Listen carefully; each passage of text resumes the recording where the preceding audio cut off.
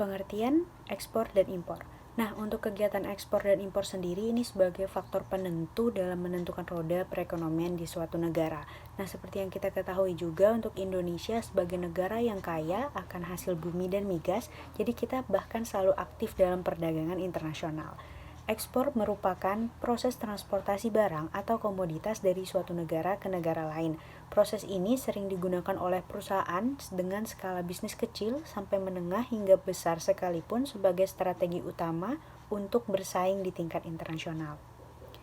Ekspor dibagi menjadi dua, yang pertama ekspor langsung dan yang kedua ekspor tidak langsung. Untuk ekspor langsung sendiri kita menjual barang atau jasa melalui perantara atau eksportir yang bertempat di negara lain atau negara tujuan ekspor. Lalu yang kedua tadi ekspor tidak langsung adalah teknik di mana barang dijual melalui perantara atau eksportir negara asal kemudian dijual kembali oleh perantara tersebut. Selanjutnya ada pengertian impor. Untuk impor sendiri merupakan proses transportasi barang atau komoditas dari suatu negara ke negara lain secara legal, umumnya dalam proses perdagangan. Nah, proses impor biasanya kita seperti memasukkan barang atau komoditas dari negara luar tersebut ke dalam negara kita, contohnya ke Indonesia gitu. Nah, untuk impor barang secara besar membutuhkan campur tangan dari bea cukai di negara tersebut atau dari negara pengirim dan penerima. Manfaat dalam melakukan kegiatan ekspor dan impor sendiri, memperoleh barang yang kita tidak miliki dari negara kita sendiri, memperoleh keuntungan dari spesialisasi, memperluas pasar dan menambah keuntungan, dan transfer teknologi modern. Kendala yang dihadapi dalam melakukan ekspor impor biasanya seperti masalah pengumpulan atau masalah angkutan daratnya. Lalu yang kedua ada masalah pembiayaan rupiah atau rupiah financing. Yang ketiga ada masalah sortasi dan upgrading atau yang biasa dikenal dengan sorting dan upgrading. Contohnya kalau untuk di desa-desa mungkin barang susah ya dimasukkan ke dalam suatu tempat penyimpanan. Bahkan kalau untuk di daerah yang masih tradisional masih menggunakan karung atau peti, mungkin untuk menghindari seperti kerusakan-kerusakan. Kebijakan pemerintah untuk meningkatkan ekspor dan impor di Indonesia. Nah, jadi beberapa ekonom menyebutkan bahwa Indonesia mulai memiliki atau mengalami perbaikan ekonomi. Nah, untuk perbaikan ekonomi atau kebijakan-kebijakannya sendiri yang dilakukan atau telah diupayakan oleh pemerintah, contohnya di sini yang pertama menentukan tarif. Nah, tarif ini seperti pajak yang akan dikenakan atas barang-barang yang akan diimpor. Lalu yang kedua ada subsidi ekspor. Nah, subsidi ekspor ini merupakan pembayaran sejumlah tertentu kepada perusahaan atau perseorangan yang menjual barang ke luar negeri. Lalu yang ketiga ada pembatasan impor atau import quota, merupakan pembatasan langsung atas jumlah barang yang boleh diimpor, mungkin dalam skala per tahun atau dalam satu kali melakukan impor seperti itu. Lalu ada pengekangan ekspor sukarela dan persyaratan kandungan lokal. Klasifikasi barang yang diekspor itu ada 4. Yang pertama diatur untuk meningkatkan pendapatan petani atau produsen, contohnya seperti ekspor rotan atau kayu. Lalu yang kedua ada diawasi untuk mencukupi suplai kebutuhan dalam negeri, contohnya seperti minyak kelapa sawit atau minyak biji kapuk mentah. Lalu yang ketiga ada dilarang. Dilarang maksudnya agar barang tersebut dapat diproses menjadi barang setengah jadi atau barang jadi, dan juga di sini berfungsi untuk melindungi binatang langka. Jadi ada beberapa ekspor yang mungkin dilarang seperti itu. Lalu yang keempat ada bebas. Nah, bebas di sini barang yang tidak termasuk dalam ketentuan barang yang dikelompokkan atau yang sudah dilarang tadi. Lalu selanjutnya ada legalitas pelaku ekspor. Legalitas yang harus dimiliki seorang eksportir yaitu mempunyai SIUP atau surat izin usaha perdagangan, mempunyai TDUP, NPWP, dan rekomendasi khusus dari instansi teknik. Contohnya apabila kita ingin terkait dengan hal flora dan fauna begitu. Jadi harus memiliki surat izin atau rekomendasi khusus. Sales contract merupakan persetujuan yang mengikat antara eksportir dan importir dalam transaksi ekspor impor. Nah, jadi pembuatan sales contract sudah pasti melibatkan eksportir dan importir, dan namun belum melibatkan bank. Nah, fungsi dari sales contract ini apa? Fungsinya adalah sarana meningkatkan bagi importir atau eksportir tentang pelaksanaan transaksi, entah itu transaksi dalam pengiriman barang ataupun terkait pembiayaan. Lalu yang kedua ada dokumen yang memuat hak dan kewajiban dari si eksportir dan si importir. Lalu yang ketiga awal pembukaan letter of credit. Lalu yang keempat dokumen berisi syarat-syarat transaksi ekspor dan impor. Jadi seperti sales contract ini kesepakatan antara eksportir dan importir sebelum dan sesudah melakukan ekspor dan impor. Lalu ada term of delivery. Jadi beberapa contoh skema pengiriman yang sering digunakan dalam kegiatan ekspor impor itu contohnya ex factory atau ex warehouse. Lalu ada angkutan utama tidak dibayar seperti FOB atau FCA. Lalu ada eksportir menanggung biaya pengiriman sampai di pelabuhan bongkar seperti contohnya CFR atau CIF. Lalu eksportir menanggung biaya pengiriman dan penyerahan barang sampai di tujuan atau di warehouse-nya sendiri. Dan yang terakhir, legalitas importir atau persyaratan khusus. Jadi persyaratan khusus contohnya untuk kegiatan impor, seperti impor dapat dilakukan oleh perusahaan yang telah memiliki angka pengenal importir atau API. Nah, lalu yang terakhir juga memiliki nomor identitas kepabeanan atau NIK atau nomor registrasi importir SPR. Memasuki ekspor dan import management, pertama kita akan membahas apa itu pengertian ekspor. Ekspor adalah proses transportasi barang atau komoditas dari suatu negara ke negara yang lain. Proses ini seringkali digunakan oleh perusahaan dengan skala bisnis kecil sampai menengah sebagai strategi utama untuk bersaing di tingkat internasional. Strategi ekspor digunakan karena risikonya itu lebih rendah, modal lebih kecil, dan lebih mudah bila dibandingkan dengan strategi lainnya. Ekspor secara umum dibagi menjadi dua. Yang pertama ada ekspor langsung, di mana cara menjual barang atau jasa melalui perantara atau eksportir yang bertempat di negara lain atau negara tujuan ekspor. Untuk keuntungannya, produksi terpusat di negara asal dan kontrol terhadap distribusi itu lebih baik. Tapi untuk kelemahannya, biaya transportasinya lebih tinggi untuk produksi dalam skala yang besar. Lalu yang kedua ada ekspor tidak langsung. Ini adalah teknik di mana barang dijual melalui perantara atau eksportir negara asal, kemudian dijual oleh perantara tersebut. Kelebihannya sumber daya produksi terkonsentrasi dan tidak perlu menangani ekspor secara langsung. Untuk kelemahannya, kontrol terhadap distribusi kurang. Lalu kita akan memasuki pengertian impor. Impor adalah proses transportasi barang atau komoditas dari suatu negara ke negara lain secara legal, umumnya dalam proses perdagangan. Proses impor umumnya adalah tindakan memasukkan barang atau dari negara lain ke dalam negeri. Umumnya impor membutuhkan campur tangan bea cukai. Lalu yang manfaat dalam melakukan ekspor dan impor itu ada 4. Yang pertama, memperoleh barang yang tidak dapat diproduksi di dalam negeri sendiri. Jadi dengan adanya ekspor dan impor, setiap negara mampu memenuhi kebutuhan yang tidak diproduksi dalam negeri. Lalu yang kedua ada memperoleh keuntungan dari spesialisasi. Ketiga ada memperluas pasar dan menambah keuntungan. Lalu yang terakhir ada transfer teknologi modern. Lalu kendala yang dihadapi dalam ekspor dan impor, yang pertama adalah masalah pengumpulan dan masalah angkutan darat. Yang kedua adalah masalah pembiayaan rupiah atau rupiah financing. Jadi untuk rupiah financing ini, masalah seperti apakah keuangan sendiri dari setiap perusahaan cukup kuat untuk membiayainya, ataukah tidak perlu bantuan dari bank-bank pemerintah atau badan-badan keuangan lainnya. Lalu yang ketiga adalah masalah sortasi dan upgrading atau sorting and upgrading. Jadi ini bisa terjadi baik di desa ataupun di kota pelabuhan. Barang-barang yang sudah terkumpul harus disimpan dengan baik dan dimasukkan di dalam karung ataupun peti yang kuat, sehingga terhindar dari kemungkinan kerusakan atau kontaminasi ya. Jadi ini adalah salah satu kendala penting yang tidak boleh diabaikan. Lalu kita memasuki kondisi ekspor impor di Indonesia. Pengutamaan ekspor bagi Indonesia sudah sejak dari tahun 1983. Sejak saat itu ekspor menjadi perhatian dalam memacu pertumbuhan ekonomi seiring dengan berubahnya strategi industrialisasi dari penekanan pada industri substitusi impor ke industri promosi ekspor. Konsumen dalam negeri membeli barang impor atau konsumen luar negeri membeli barang domestik menjadi suatu yang sangat lazim. Kebijakan pemerintah untuk meningkatkan ekspor dan impor Indonesia. Beberapa ekonom menyebutkan bahwa Indonesia mengalami perbaikan ekonomi. Jadi ada peluang meningkatkan kinerja ekspor bila Indonesia bisa mengoptimalkan kapasitas produksi dalam negeri. Lalu kebijakan perdagangan internasional telah diupayakan oleh pemerintah.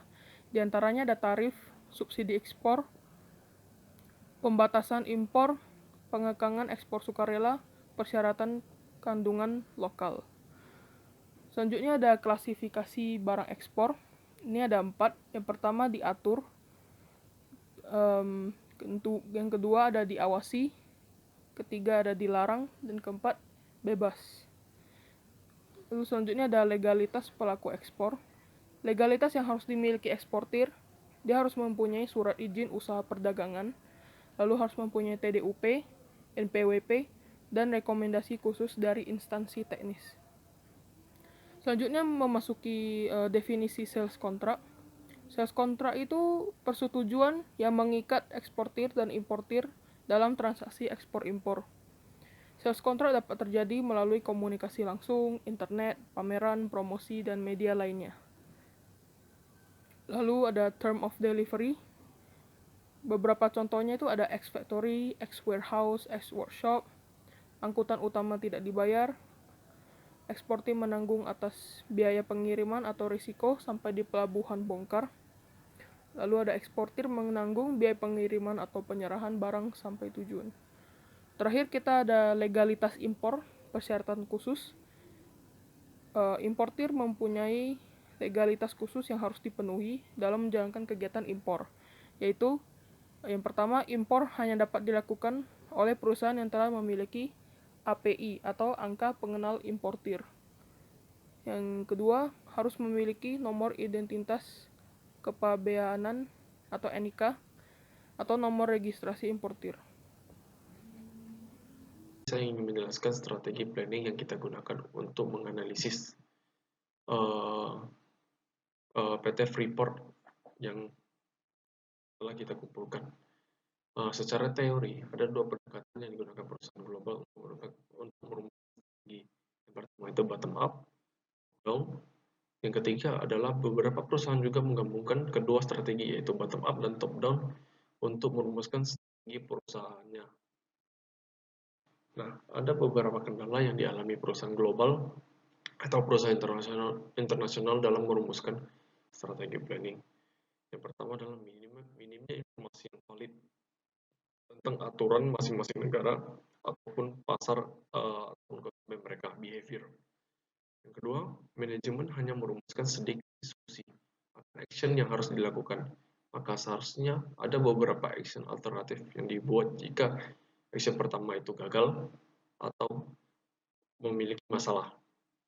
Yang ketiga, tujuan yang ditetapkan tidak realistis. Maksud di sini adalah tujuan yang ingin dicapai atau visi misi yang ingin dicapai oleh perusahaan tersebut tidak terrealisasikan. Maka harus memiliki beberapa planning yang harus dilakukan atau meeting yang harus dilakukan untuk mencapai visi misi tersebut. Yang kegagalan dalam memisahkan rencana jangka pendek ataupun jangka panjang. Kurangnya kerangka kerja dalam mengidentifikasi kekuatan ataupun kelemahan dari perusahaan tersebut. Yang ketujuh, manajemen senior tidak menekankan atau melupakan strategi jangka panjang. Yang ke-8, kurangnya kerangka untuk mendefinisikan positif dan negatif dari masing-masing kompetitor maupun dari internal maupun eksternal. Terus setelah itu terlalu sedikit kerjasama antara kantor pusat dengan anak cabang perusahaan tersebut, dan yang terakhir adalah terlalu banyak jargon perencanaan, terlalu banyak informasi yang tidak valid ataupun berdasarkan sumber-sumber yang tidak bisa dipercayai. Perkenalkan, nama saya Henry. Di sini saya akan menjelaskan mengenai planning, organization, control daripada global marketing, operasi, Yang akan saya analisa adalah tentang free report di Indonesia. Case pertama yang akan saya bahas yaitu pelanggaran atau permasalahan PT Free Report di Indonesia dalam menjalankan operasionalnya. Jadi yang pertama adalah perjanjian kontrak terhadap pembagian saham pemerintah Indonesia dan Free Report, dan juga mengalami kerusakan lingkungan yang parah di kota Papua. Jadi strategi pemerintah yang harus disiapkan adalah menindategasi kepada Free Report untuk kembali ke prosedur pertama atau cara kerja yang benar, dan juga pemerintah menindategasi tentang pembagian saham terhadap perjanjian kontrak awal. Kemudian pentingnya pemerintah Indonesia harus mengambil kontrol bagian dalam bekerja agar tidak merugikan aset-aset yang ada di Indonesia, terutama kerusakan lingkungan. Kemudian case kedua yang akan saya bahas adalah apa yang dilakukan pemerintah terhadap pekerjaan PT Free Report Indonesia tentang pembagian gaji yang tidak sesuai dengan negara lainnya. Penyebab gaji yang tidak sesuai di Indonesia sedang dibandingkan negara lain disebabkan karena ada kerusakan lingkungan di Papua. Jadi PT Free Report diberikan sanksi untuk menanggulangi biaya-biaya kerusakan lingkungan di Papua.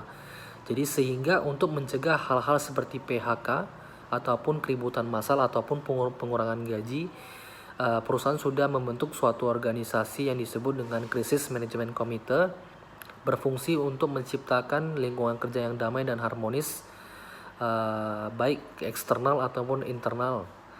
Oke, yang ketiga akan saya bahas adalah apa strategi pemerintah dalam menanggulangi kerusakan lingkungan terhadap hasil pasir atau tambang yang tidak mampu menampung kapasitas sehingga melumar ke sungai ataupun laut. Oke, jadi di sini PT Free Report Indonesia telah memberikan dana atau kompensasi kepada pemerintah sebesar 343 miliar untuk bertanggung jawab terhadap kerusakan lingkungan di Papua, baik infrastruktur sendiri ataupun perekonomian, dikarenakan endapan material dari hasil tambang sehingga melumur ke laut dan menjadi kerusakan lingkungan di kota Papua. Jadi pemerintah memperoleh dana untuk memperbaiki kerusakan lingkungan demi kepentingan negara. Pemerintah baik sektor Kementerian Lingkungan Hidup dan Kehutanan harus menindategasi dan mengontrol aktivitas perusahaan dalam kesepakatan.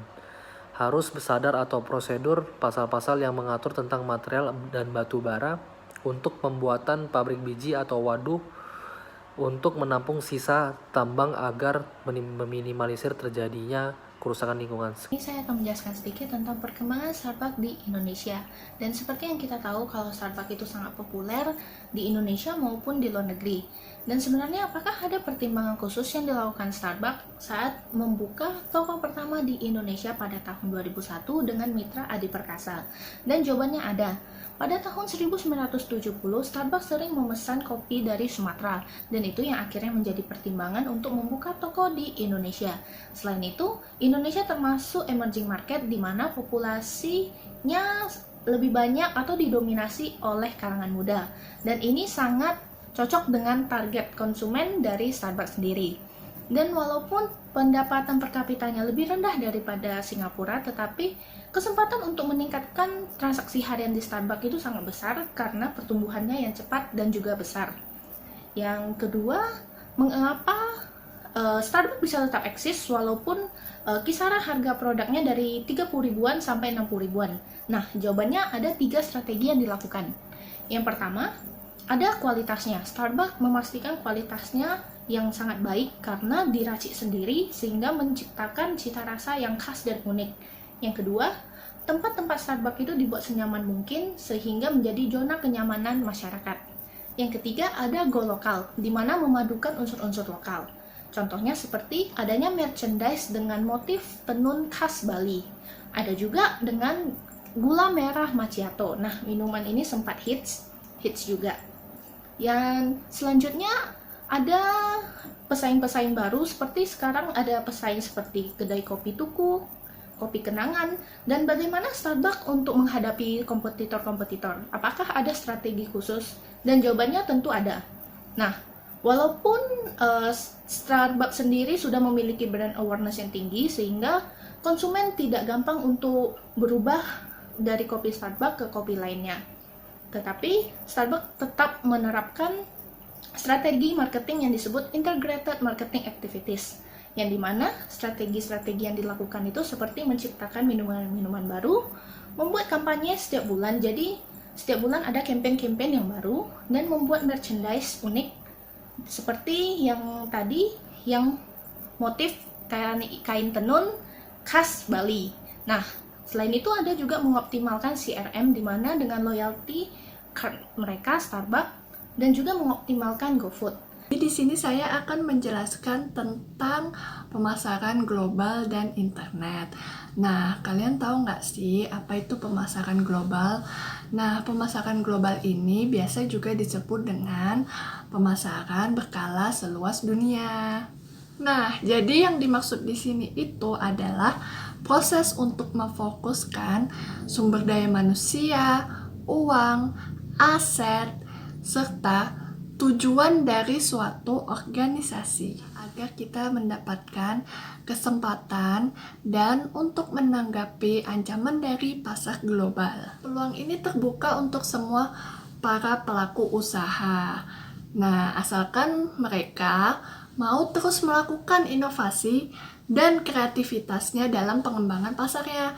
Karena yang kita tahu kan, kalau pemasaran global itu pesaingnya tidak hanya satu dan tidak hanya di dalam negeri saja, tetapi sudah ke seluruh dunia. Pemasaran global ini banyak loh manfaatnya.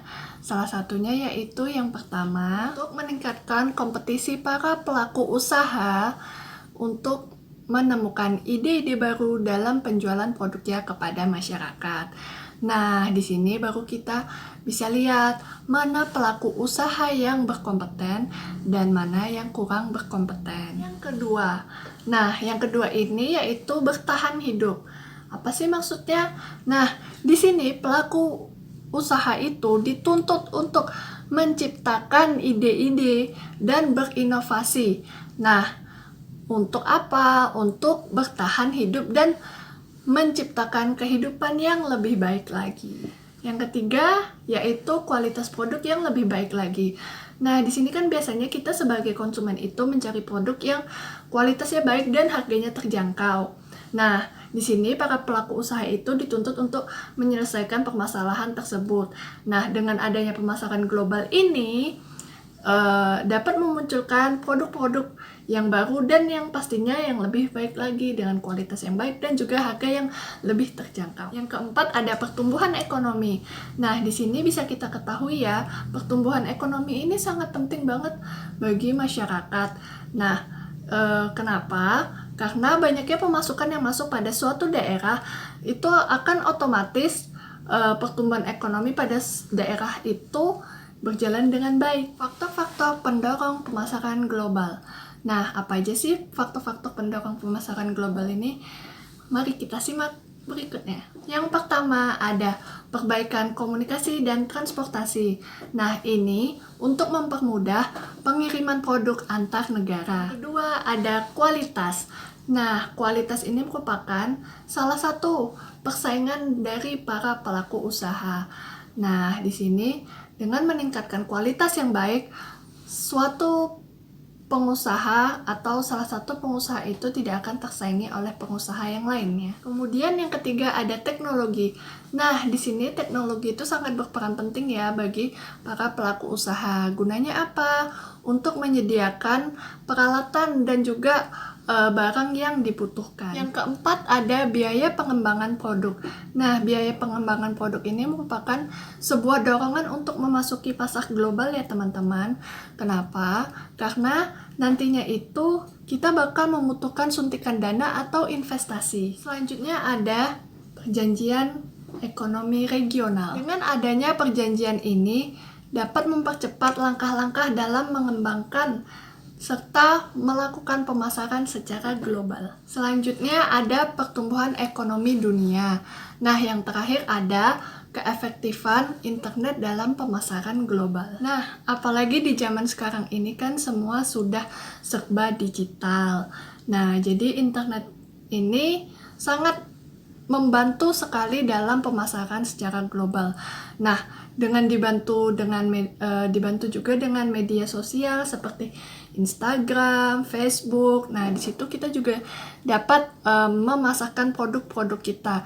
Nggak cuma hanya itu, sekarang bahkan malah ada e-commerce yang seperti Shopee, Tokopedia. Jadi kita lebih mudah menjangkau pasar secara global. Jadi kali ini kita akan membahas case tentang global marketing and internet. Case yang akan dibahas tentang Spotify. Jadi, pertanyaan pertama, apa yang Spotify tawarkan ke user hingga bisa sukses sampai seperti ini? Bagi saya pribadi setelah menganalisa, yang menjadi value utama dari seorang Spotify itu adalah mereka memberikan akses kepada user untuk mendengar lagu secara gratis di seluruh direktorinya Spotify sendiri. Jadi semua lagu yang dimiliki Spotify itu bisa diakses oleh mereka. Dan bagi saya yang menjadi senjata utama mereka adalah mereka mengedukasi pengguna agar dapat mengerti bahwa lagu itu sebenarnya tidak gratis dan pembuatannya tidak mudah. Sehingga untuk mendengarkan sebuah lagu, mereka itu harus mengeluarkan uang untuk membayar lagu tersebut. Jadi jika kamu tidak mau jika nggak mau mengeluarkan duit, ya teman-teman atau user itu harus dikenakan iklan sebagai gantinya. Dan yang kedua, tools atau metode apa yang digunakan Spotify agar bisa sukses di global marketing. Spotify tetap menggunakan iklan berbayar seperti startup lainnya, seperti bisnis-bisnis lainnya. Tetapi mereka tidak terlalu terfokus dengan itu, karena satu hal, itu menggunakan budget yang lumayan banyak. Nah, Spotify sendiri yang menjadi senjata utama adalah mereka menggunakan sistem yang namanya invite user agar si penginvite itu bisa menjadi premium, dan teman atau user itu bisa mendapatkan account premium yang seharusnya berbayar sekian dolar menjadi gratis hanya dengan menginvite user. Jadi secara tidak langsung itu merupakan marketing gratis untuk Spotify. Jadi usernya saling menarik user-user baru agar mendapatkan account premium secara gratis. Kemudian apa yang bisa diduplikasi oleh startup lokal tentang yang diterapkan oleh Spotify itu adalah cara Spotify menggunakan atau menghemat biaya agar tidak terlalu terfokus dengan iklan-iklan yang berbayar. Jadi iklan-iklan berbayar ini yang membakar duit bagi startup-startup lokal yang baru berdiri itu bakal punya budget yang minim. Jadi kalau misalnya kita terbatas budget terus memaksa untuk menggunakan iklan-iklan berbayar, itu akan menghabiskan bensin atau nyawa dari startup itu sendiri. Maunya berfokus kepada hal-hal yang lebih organik atau lebih gratis atau tidak menggunakan banyak biaya, walaupun growth-nya bakal lambat tapi efeknya bakal jangka panjang seperti mungkin public relation. Sekian dari saya, terima kasih.